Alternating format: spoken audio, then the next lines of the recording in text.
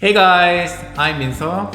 Vicky! We are the So family. We're gonna be exploring the differences between Korean and American homes today. This is gonna be a really fun video because we live in a couple of different Korean and American house and now living in a single detached house in America. We don't want to overgeneralize things, but there are distinctive characteristics that just cannot be ignored. So this is not just our own point of view.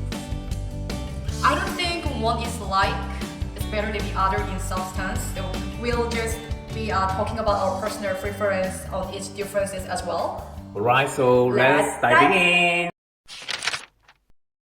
The first thing we need to talk about is the difference in the most common types of house in Korea and America. In America, more than 70% of Americans live in a single family homes and 20% live in apartments. In Korea, these numbers are fairly opposite.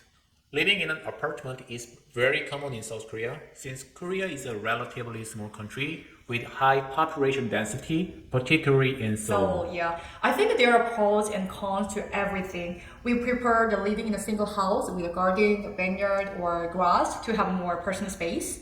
When we were living in an apartment in Korea, we often got lots of complaints from lower floor tenants that we were creating a lot of noise. Yeah, not to mention that Jill was jumping around all the time. She was really young though. Noise in apartment has also become a serious social issue in Korea. So we always have to be aware of that someone is living just under our feet and it is obviously uncomfortable. I have to live in a single detached house now. I can run on treadmill anytime, which is absolutely impossible in an apartment. We can do whatever we want to 24 hours, 7 days. We don't have to care about others. It is super cool and we like it. Now let's move on to the next difference.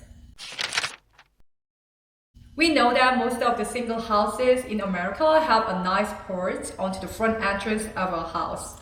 Across the Pacific in Korea, there are not many with a porch, but just after passing the entrance, there's always maybe 100% designated small area, so-called hyungwan, with shoe cabinet where people can take off, wear, and keep shoes before going into reading room.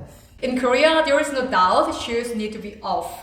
I've noticed that most Americans also take off their shoes in their own homes nowadays, but we've never seen this place in America. Yeah, actually that bugs the hell out of me because not having shoe rack just after passing the entrance, which is really uncomfortable for us. Yes.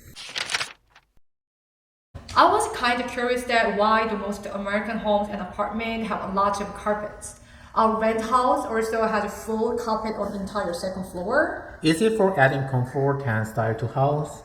Or carpets are helpful when it comes to saving people with mobility issues or elderly from falling out, or because it makes us feel more warm and fuzzy? On the contrary, the Korean homes do not have a carpet or rug.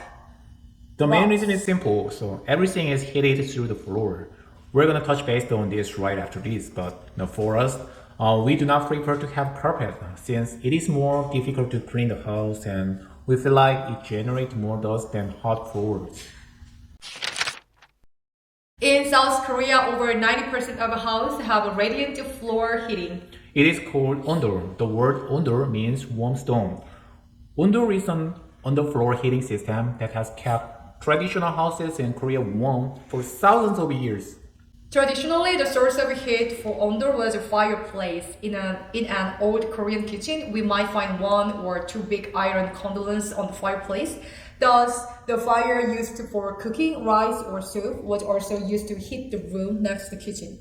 An ondol room in a modern apartment building is now heated with a traditional chicken fire, but by installing pipes on the floor through which water heated by the boiler flows, heating up the room. I think this is a unique system in Korea. Ondol has had a great impact on the Korean lifestyle. For one thing, because the floor is much warmer than the indoor air, people naturally sit on the warm floor rather than on cold chairs. The Korean does sit, eat, associate, and sleep on the floor most of the times.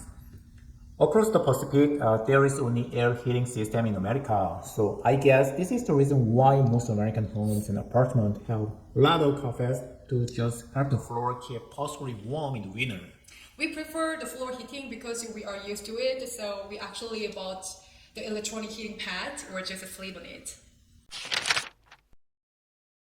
We figured that most of American houses have a yellow light, while the white one is common in Korea. We did a little bit of research on Google about why Americans prefer yellow light to white light in their homes. A yellow light is considered warmer. Pure white light is seen by many Americans as too bright and unpleasant. Another reason is mainly because of tradition. Americans have been using tungsten filament light for over a century and maybe are used to them. For us, we personally more resonate to yellow light because it makes us feel more calm and relaxed. Yeah. Do we really need a ceiling fan? In Korea, we barely have a ceiling fan. This is an obvious difference between Korea and America. We noticed that primary purpose of ceiling fan is to circulate air in a room.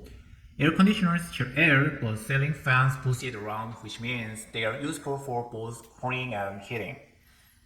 In a bedroom, a ceiling fan encourages restful sleep without running the AC.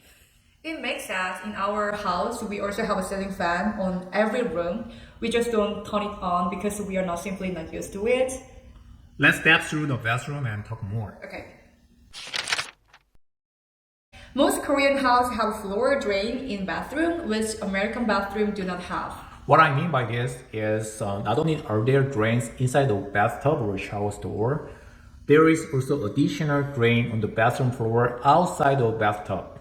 Yeah, so the bathroom is already supposed to get wet all the time. That's why it's common to have a pair of shower shoes in the bathroom in Korea. In Korea, we arbitrarily design the bathroom this way because when we clean up the bathroom floor, we normally do not use a vacuum or sweep with a broom. We use water with a handheld shower head when we clean up the bathroom by washing out stuff like hair on the floor to the drain. Normally, the floor in the bathroom has a noticeable down slope toward the drain. Yeah, maybe it can be more convenient for cleaning purpose, but I'm not a big fan of Korean style bathroom because I don't want to get the bathroom floor wet all the time. American shower heads are mostly fixed to the wall and have no holes like Korea or Europe. I'm wondering how Americans wash bathtub or wash little kids and wash dogs. If they need a head with a hose, can they just simply buy the attachment for shower just to replace the fixed shower head? I saw this kit in the market all the time and figured it's not very expensive. In Korea, the handheld shower by flexible hose is the prevalent in most Korean homes. In fact, we would hardly see only a wall-mounted shower option in Korean homes. I guess it depends on preference. Okay. Most single houses in America have their own garage with a motorized rolling door. Yeah, this is one of the things that we like. Most cases, garage is connected to the inside of house. I think this is a really cool design that really doesn't exist in Korea, even in a single house. Have you seen the structure in Korea? I think, No. yeah, we don't think so. For instance, when we have a lot of grocery to carry on, it's really efficient because we don't really have to carry a long distance. What we do is just open the trunk of the car and unload the groceries right into our kitchen. We think it's really add convenience to our daily life. Really? Now it's your turn. What difference have you noticed between Korean and American homes? If you know or if there's anything that really confused you, please drop those questions down in the comments and we'll try to do our very best to answer these questions. Yeah, we don't really have subscribers, so maybe even after 1 or 2 years, if you keep doing our channel. That's very true. Well, thank you so much for watching. So If any of that sounds interesting to you, then please hit the subscribe button down below. While you're there, hit the notification bell too so you can be notified whenever we post a new video. we will see you in the next video. Bye Bye.